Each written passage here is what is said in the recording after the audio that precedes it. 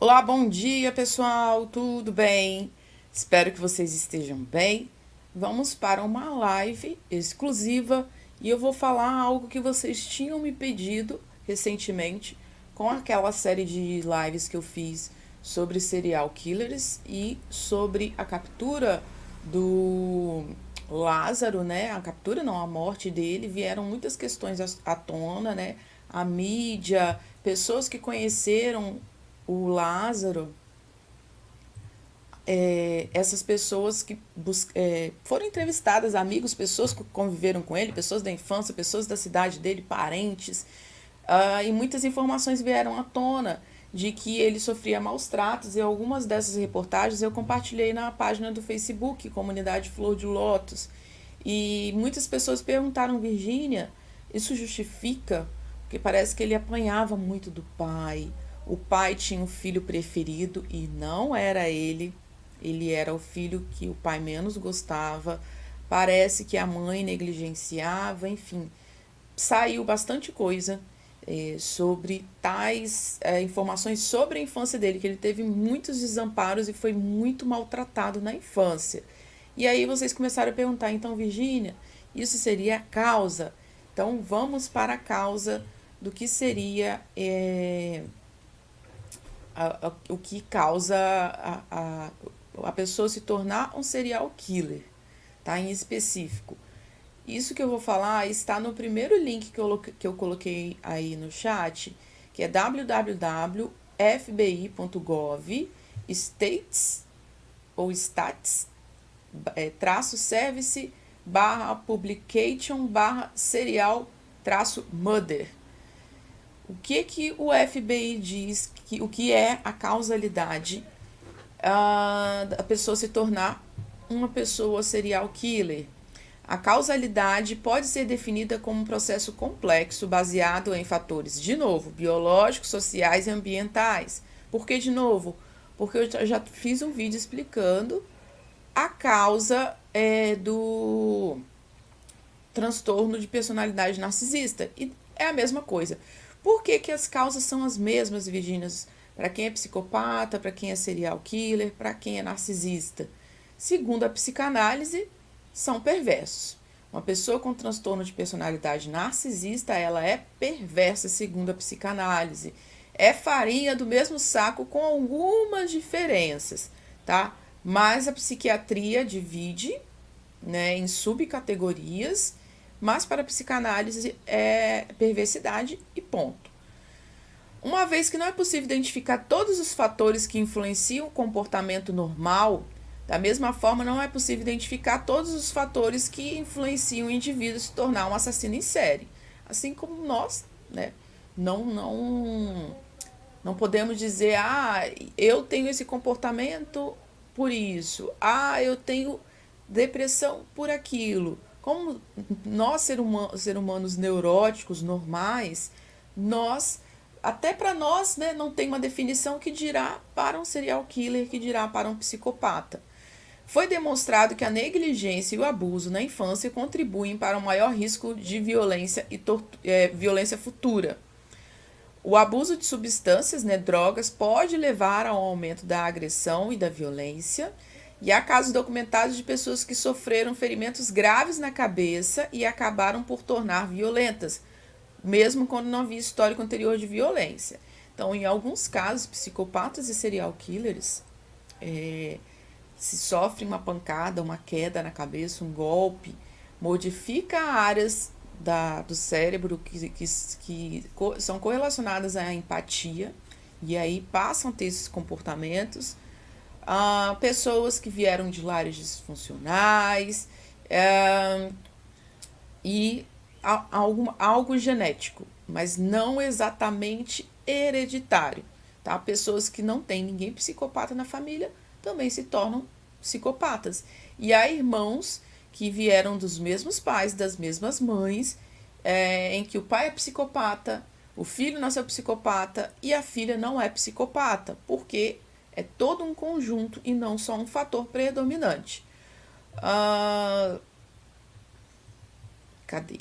Os participantes do simpósio, esse simpósio ocorreu em 2005, com 125 estudiosos do FBI, que compunham essa mesa de profissionais de saúde mental, policiais, peritos, pessoas que há muitos anos estudam os transtornos de personalidade antissocial, e eles fizeram um simpósio em 2005 e juntaram todas as informações que são essas que estão no site do FBI.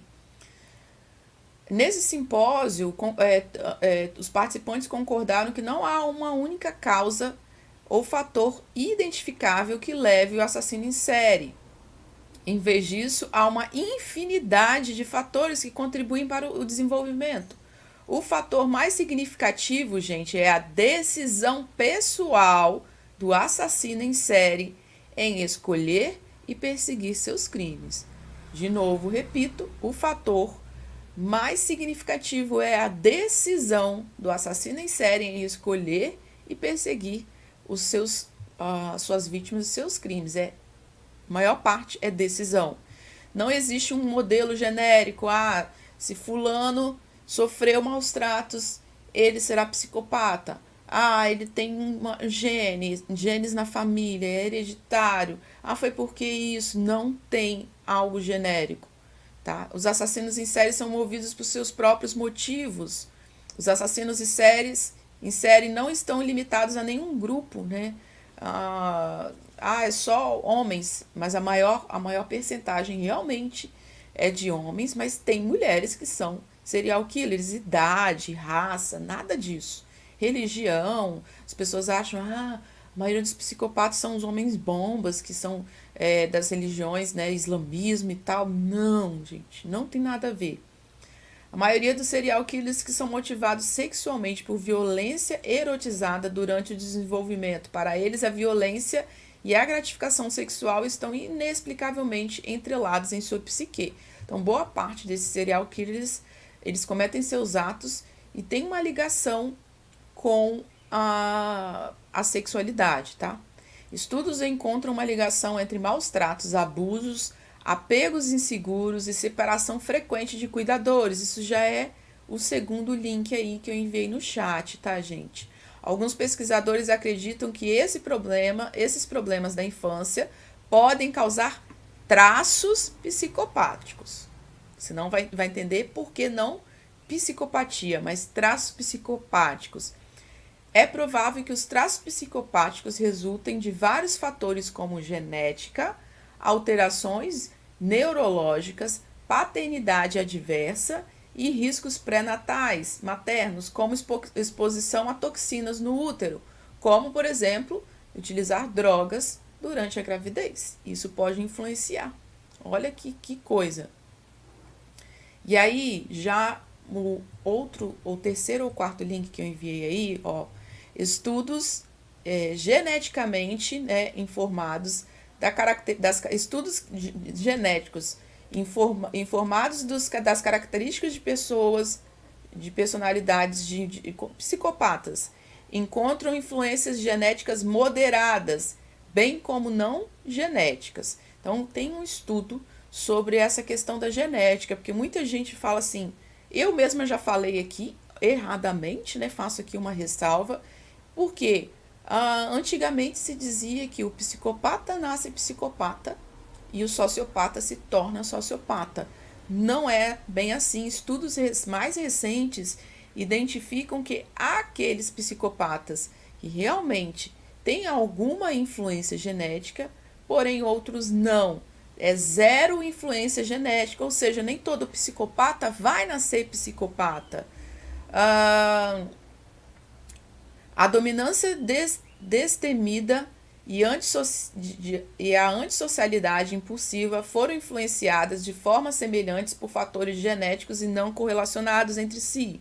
Os fatores genéticos podem geralmente influenciar o desenvolvimento da psicopatia ou desenvolvimento da psicopatia. Então, a pessoa não nasce psicopata. Enquanto os fatores ambientais, que é o meio, o convívio social, principalmente a relação com a mãe, segundo a psicanálise, afetam a expressão específica das características que predominam. Um estudo com um grande grupo de crianças encontrou mais de 60% de erabilidade para traços insensíveis emocionais, e que os problemas de condutas entre crianças com esses traços tinham uma erabilidade mais alta do que em crianças sem esses traços. Então, tem crianças que têm no seu DNA, né, na sua parte genética, genes que não são ativados, assim como todos nós nascemos com genes do câncer. Parece que até o vírus da herpes, né, tem os genes, o vírus da gripe, nós temos os genes, mas não são ativados. Só quando a gente entra em contato com o vírus da gripe. Aí esse vírus específico vai e ativa. Assim também parece que é em relação à AIDS, se eu não me engano. Então, todos nós temos determinados partes genéticas de nós que existem, mas não significa que vão ser ativados. Todos nós temos os genes do câncer, mas não significa que todos nós teremos câncer. A mesma coisa assim, nascemos com câncer? Não, nascemos com esses genes. Pessoas nascem psicopatas? Não, nascem com genes, tá? Por isso que em uma família com pais abusivos que maltratam os filhos, nem todos serão psicopatas e narcisistas, e há aqueles que serão empatas, tá? Por decisão, porque lembre-se que eu disse anteriormente, o que motiva essas pessoas que estão ali nos cluster B, que são quem? Psicopatas, narcisistas, histriônicos, borderlines. O que motiva principalmente é o desejo, a vontade de realizar tais atos, tá?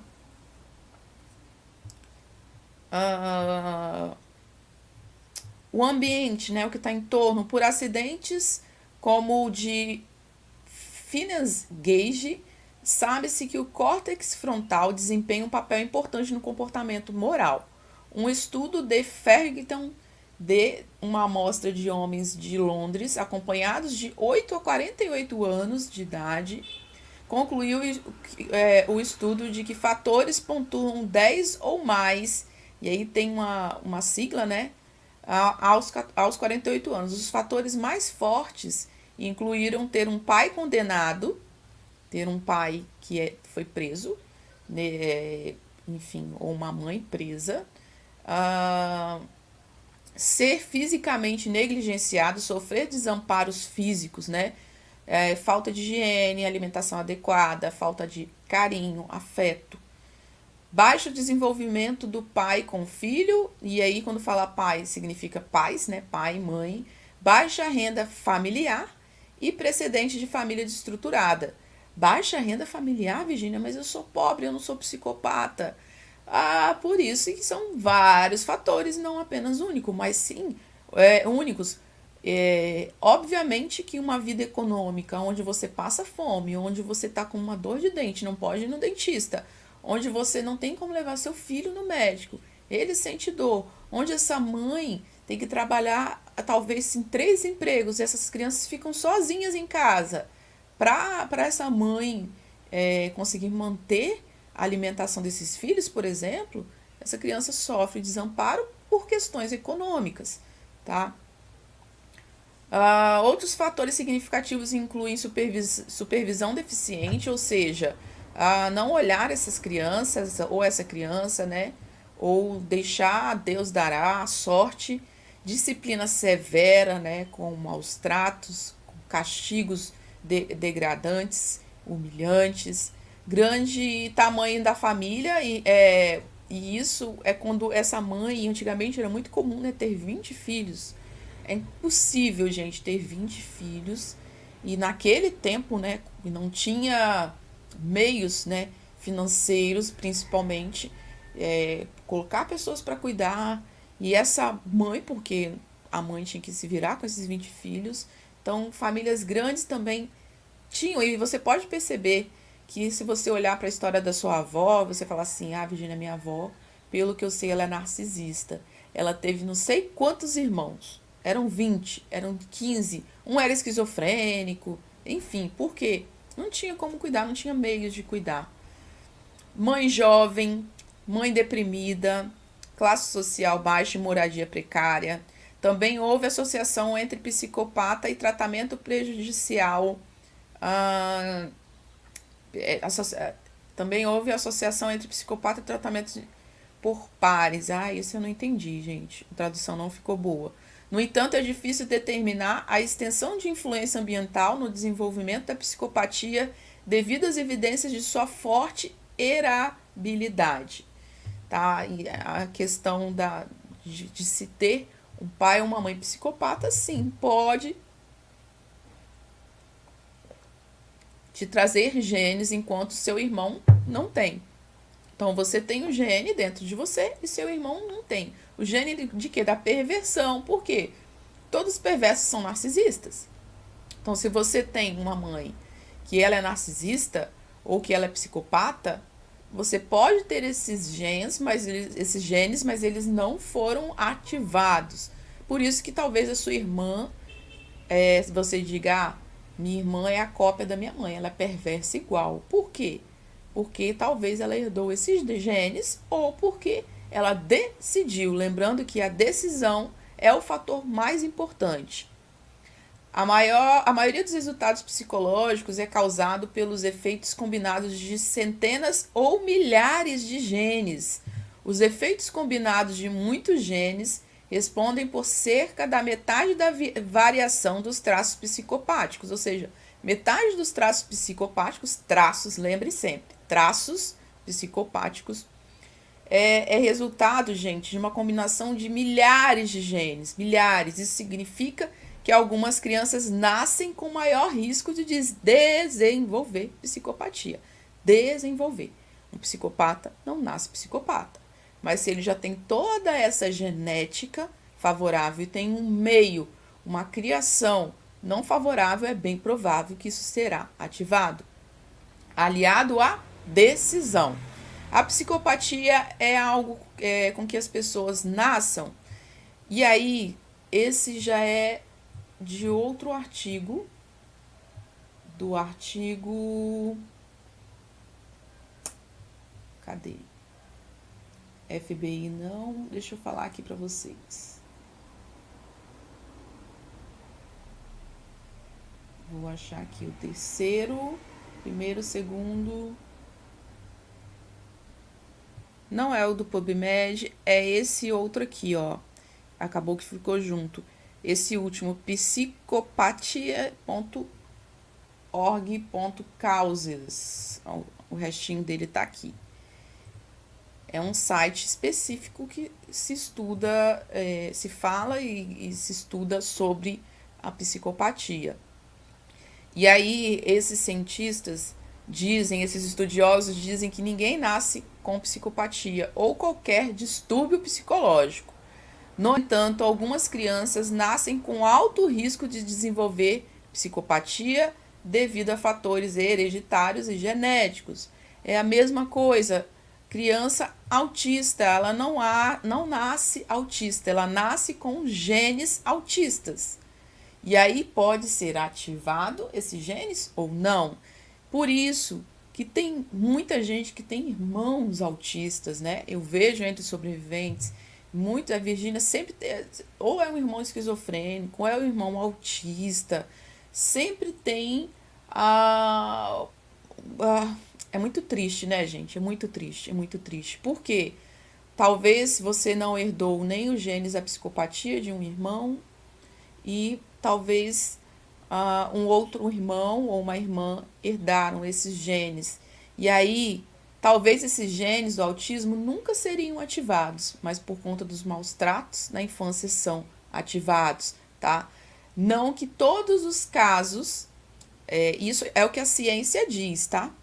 Nem todos os casos, a ciência já comprovou, de autismo e esquizofrenia estão relacionados a maus tratos, tá? Nem todos. Há uma mutação genética, sim, em alguns casos, e outros, vamos dizer que metade, eu não sei a percentagem, mas só para vocês entenderem, metade seriam realmente de genes que ocorre essa mutação e a criança já nasce, e a outra metade realmente não é ativado. Tem os genes, mas não é ativado, tá? E outros é ativado. E aí independe do meio, digamos que uma percentagem independe do meio, a forma como se é criado, tá? E é muito triste porque, gente, qualquer coisa que você falar sobre autismo, sempre tem uma mãe que vai te atacar. Sempre. É muito bizarro. E segundo as minhas amigas psicólogas, segundo as minhas amigas professoras, não estou dizendo que todas não, mas muitas crianças que vêm de um lar, crianças que são autistas, vêm de um lar disfuncional. E muitas filhas de mães narcisistas, elas perpetuam a violência como forma educativa e acham normal palmada, castigo físico, ajoelhar no milho, colocar a criança com uma roupa que deixou no chão 3 horas em pé atrás da porta. São relatos reais que eu já li, gente, de filhas de mães narcisistas. Replicam a violência e essa criança que nasce com o gene do autismo ou da esquizofrenia, porque eu também acredito, é ativado, tá? Por isso que eu sempre digo, cure-se primeiro antes de ter filhos, para você não perpetuar essa violência, porque sim, você pode estar gerando um futuro psicopata, autista, esquizofrênico, porque o meio é o principal e temos que dar, eu costumo dizer, dar o nosso melhor aos nossos filhos, nós que somos sobreviventes, é pouco, porque temos toda a questão genética contra nós e contra eles. Então, e o Dr. Carlos Gonzalez, que é um grande psiquiatra, um grande pediatra, que fala muito da educação parental, ele diz, você nunca vai encontrar um adulto em uma penitenciária que tenha sofrido por excesso de amor pelos pais. Sempre é o inverso, tá, gente? Sempre é o inverso. Então, pense bem antes de ter filhos. Ah, Virginia, você está sendo terrorista. Estou mesmo, é para botar terror mesmo. Porque ninguém merece, gente, nascer e ser maltratado. Eu, como sobrevivente, posso dizer isso, né? E acredito que você também, que é sobrevivente, pense da mesma forma. Então, cure-se primeiro. Não tenha filhos antes de estudar sobre educação parental positiva, antes de meter as caras nos estudos, fazer curso, tem vários cursos de educação parental positiva, estar realmente preparado. Ou decidir não ter filhos, né? Se você tem dúvidas, se você pode repetir, se você sente que você é uma pessoa violenta e acha que será violento com seu filho, não tenha filhos mesmo, porque ninguém merece, ninguém nasce para ser maltratado, tá? Algumas crianças nascem com maior risco de psicopatia devido às variáveis genéticas que afetam o desenvolvimento do cérebro, mas os pais ainda desempenham um papel importante. Aprender a usar técnicas terapêuticas específicas com crianças de alto risco pode reduzir as chances de desenvolver a psicopatia, ou seja, é possível detectar, claro que eu não sei se isso existe no Brasil, se uma criança tem esses genes e o meio, a forma como você trata essa criança vai ser fundamental para ativar ou não a psicopatia. Pesquisas sobre psicopatia deixam claro que ela também não é causada por práticas parentais específicas, ou seja, não é só por conta de maus tratos infantis. A maioria das famílias em que uma criança tem psicopatia também tem outros... A maioria das famílias em que uma criança tem psicopatia também tem outros filhos sem psicopatia. Ou seja, foram criados da mesma forma, mas nem todos os filhos são psicopatas. Ou seja, não é só o meio que influencia, tem a questão genética. Isso deixa claro que os pais não estão causando psicopatia em seus filhos. Embora a pesquisa científica mostre que os pais afetuosos e receptivos podem reduzir o risco de psicopatia, muitas crianças e adultos com psicopatia têm pais afetuosos e receptivos. Eu acho isso, sinceramente, extremamente raro. Só em casos onde a genética foi assim fatal. Em casos de esquizofrenia, autismo, mesma coisa. Foi assim, não, realmente é hereditário. Porque as famílias que eu conheço que têm psicopatas, os pais foram perversos. Toda família que eu conheço, uma criança esquizofrênica, tem alguma coisa errada na família. Se existe, gente, pais afetuosos que têm filhos esquizofrênicos, eu não tô lá para conviver com essa pessoa. E pode ser que o senso de percepção desses pais sejam distorcidos, que o que eles dão é amor, quando não é. Eu acho muito difícil mesmo, tá? Isso que está escrito aqui. Quem garante que esses pais realmente eram afetuosos e receptivos? Não acredito, gente, sinceramente, nisso não. Quanto a autismo e esquizofrenia, autismo pode até ser que tem muitos estudos que correlacionam com a questão genética como fator até forte. Mas a maioria que eu também conheço de crianças que sofrem com autismo tem alguma coisa errada na família. Tem, não é só eu que falo, não.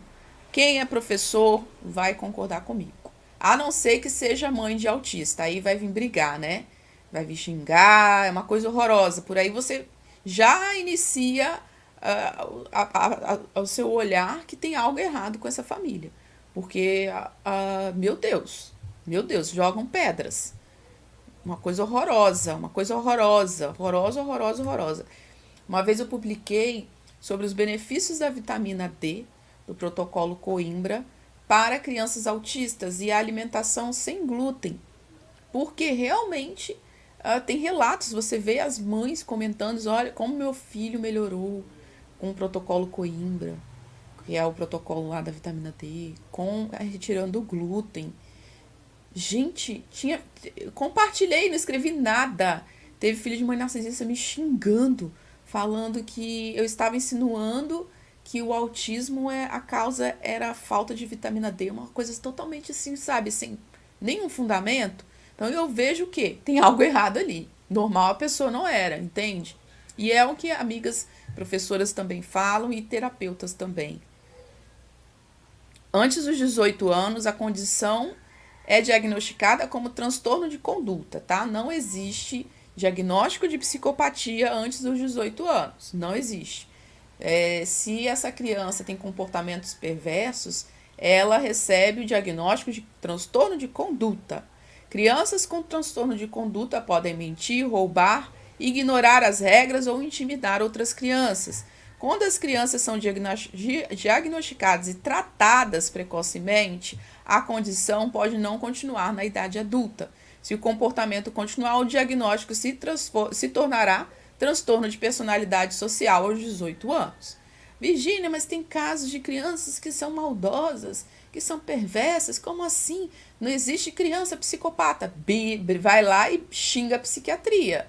Vai lá e briga com a psiquiatria, porque é o que a psiquiatria diz. Não sou eu, Virgínia, não. Aí, às vezes, as pessoas falam, esses bandidos, esses menores que colocam arma na cabeça, matam, que vão pro crime, eles não são psicopatas? Segundo a psiquiatria, não. É transtorno de conduta. Só após os 18 anos, e eu acho, sinceramente, 18 anos cedo, porque recentemente a ciência já descobriu que não se torna, uma pessoa com 18 anos, ela não é adulta.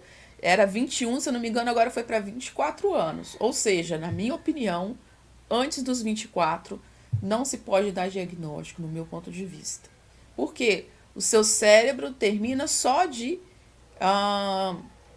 quem é aluno e assistiu quem é aluno do do Mães Narcisistas Advance, o Dr. Kurt Mendonça tem uma aula ele explicando os danos neurais às vítimas de mães narcisistas na infância. Gente, acontece tanta coisa no cérebro até os 24 anos. Tem uma transformação, É muita coisa acontecendo, é muita coisa. Porque o nosso cérebro só termina de ficar, de se formar por completo aos 24 anos. O narcisismo não se dá diagnóstico antes dos 24 também, tá, gente? Alguns tentam distinguir dois. Tá. Uma pergunta que eu recebo muito, que eu vou aproveitar para responder, é qual a diferença de psicopatia para sociopatia?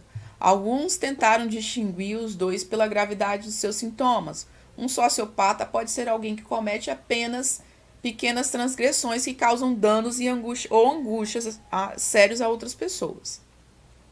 Transgressões que não causam danos, causam danos e angústias sérios. Mas um psicopata pode ser descrito como alguém que é fisicamente violento ou coloca outras pessoas em perigo. No entanto, quando se considera os critérios do DSM-5, que é o quê? O Manual Estatístico da Psiquiatria, em sua última edição, todos os sintomas são catalogados na mesma categoria, que são os de transtorno antissocial. Então, não existe para a psiquiatria diferença de sociopata para psicopata. Alguns estudiosos que estudaram além do que está lá no DSM-5 encontraram pequenas diferenças, tá? Uma diferença fundamental entre um psicopata e um sociopata é a consciência. Por quê? Psicopatas, eles não têm consciência no sentido de a pessoa vai sofrer, tal. Eles sabem a moral, eles compreendem a moral, entende? Eles sabem que aquilo ali vai ser algo que vai destruir a vida da pessoa. E ele não se importa. Ele tem consciência de que aquilo vai prejudicar, mas ele não consegue ter a área da empatia de fazer ele pensar duas vezes antes de agir. O sociopata, ele tem todas as características do psicopata, todas, porém ele tem um pingo de consciência a mais. Ele sabe e mesmo assim ele escolhe fazer o mal, mas ele tem um certo nível de consciência maior.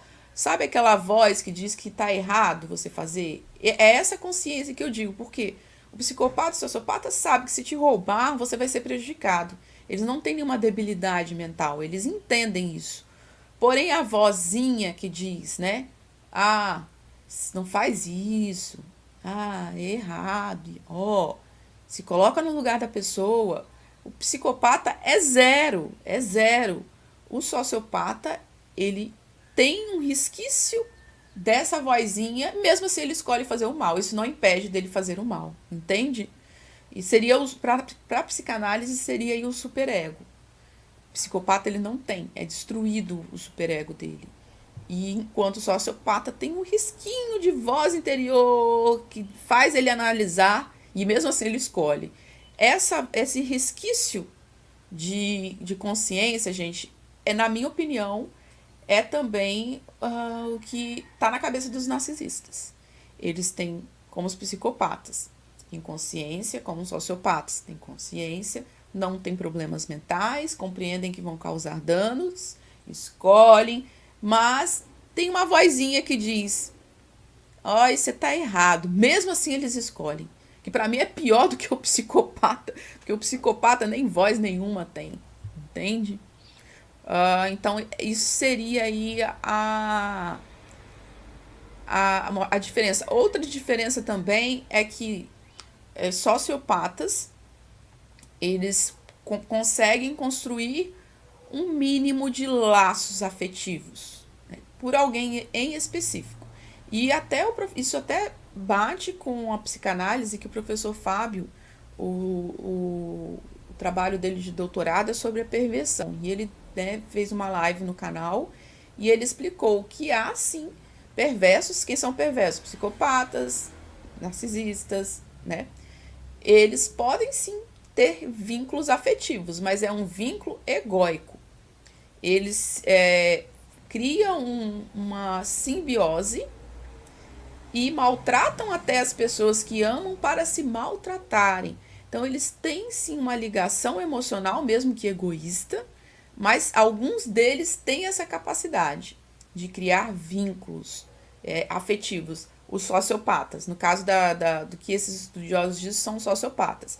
Por isso, alguns deles podem se envolver amorosamente, né, ou ter relacionamento afetivo e tal, mas isso não significa que ele vai deixar de ser sociopata ou que ele vai fazer bem a essas pessoas. Tá? Enquanto o psicopata é zero, eles não criam vínculos afetivos, não criam, não conseguem criar esses mínimos vínculos afetivos, tá? Por isso que no caso do Lázaro, até eu comentei em outra live que eu achava que seria um caso de sociopatia. Por quê? Ele era casado, ele tinha 2 filhos, apesar que tem psicopatas mesmo, que passam anos casados, tá? Anos casados. E a família sequer descobre que era psicopata. Eles podem fingir durante anos. Eles conseguem imitar as emoções, né? O professor Fábio também explica na perversão. Eles aprendem a imitar as emoções. Enganam e às vezes passam 30, 50 anos casados e são psicopatas. Têm uma vida dupla, né? Mas não sei, até disse nessa live que a minha intuição é que Lázaro não seria um psicopata, mas um sociopata. Então, aquela coisa que a gente falava antes, né? O psicopata nasce, o sociopata se torna, não é real. Os estudos recentes dizem que não é real. O que acontece? O psicopata tem os genes, né? Que já vem ali. E se você tem um meio, né, uma criação abusiva, vão ser ativados esses genes. Já o sociopata, ele não nasce com esses genes, mas o meio, maus tratos, trauma, pode tornar essa pessoa sociopata. Entende? Talvez ela nem tenha os genes, ninguém da família tem, sabe? Se você analisar ali toda a árvore de genes desse indivíduo, é zero. Ele não tinha nem uma predominância zero para traços psicóticos não, psicopáticos. Nem traços psicopáticos tinha ali nos genes dele. E mesmo assim ele se tornou. Por quê? O meio. No caso do sociopata. O psicopata, não, tá? Também é outra diferença. Outra questão também que foi estudada e que se identificou é que os sociopatas eles tendem a serem mais explosivos e serem menos calculistas.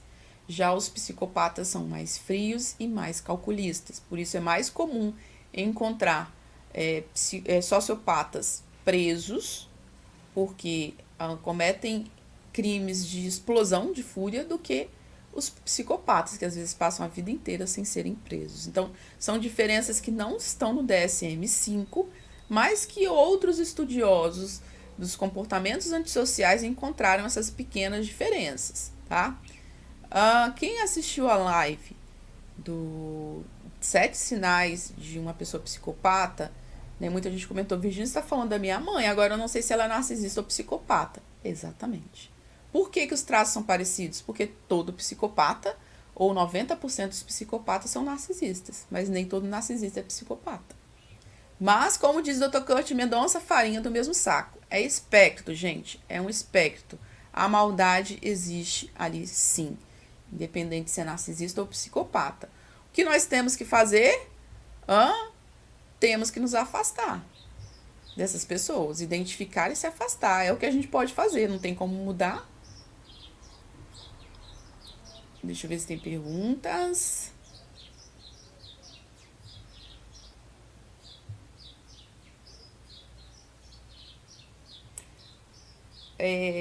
A Carolina está dizendo: construção de um caráter que controla seus impulsos, administra sua raiva e resolve seus conflitos. Sem essas habilidades adquiridas, a criança não é capaz de estabelecer relacionamentos importantes. Exatamente. Exatamente. Por isso eu digo, cuidado, no nosso meio tem muitos psicopatas. Cuidado, entre as vítimas tem psicopatas. Cuidado no grupo do WhatsApp, tem psicopatas. Cuidado no canal, como Superar Mães Narcisistas, tem psicopatas entre os comentários. Grupos de ajuda no Facebook, ó, cheios de psicopatas, porque são vítimas de lares disfuncionais, são psicopatas também. Claro, não estão só aqui, né? Estão por aí afora. 4% da população é psicopata, eu tenho minhas dúvidas. Acredito que seja mais do que isso, tá? A frase da Liana Casue, do livro Serial Killer, louco ou cruel? Ah, legal, ó. Olha como contribui, gente. E fica a dica de livro aí. Liana Casue,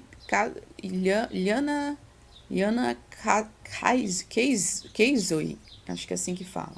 Serial Killer, louco ou cruel? Muito legal.